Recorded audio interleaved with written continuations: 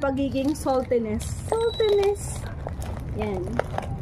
Sasabihin ko kung alin yung pinaka-crunchy at saka yung malasa, kung maalat ba or sakto lang.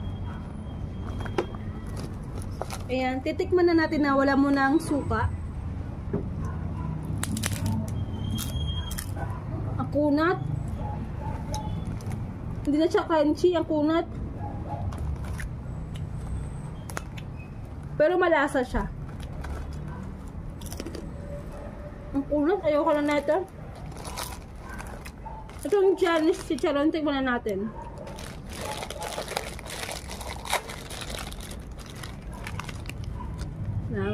Wala mo ng suka.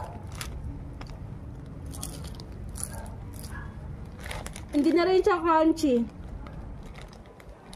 Hindi masarap kainin. Itong ano, chuchay na lang. Tikman natin.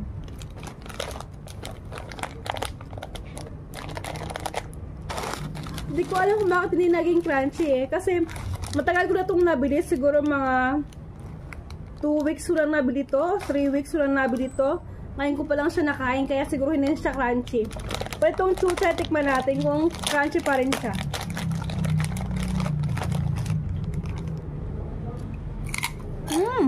Ito, the best.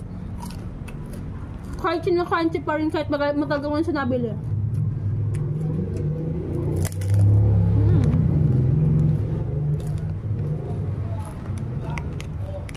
Itong chuchay, kahit walang suka, kahit walang sausawan, sobrang sarap.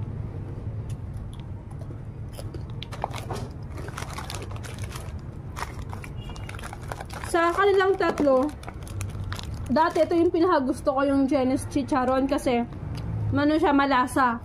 Pero nung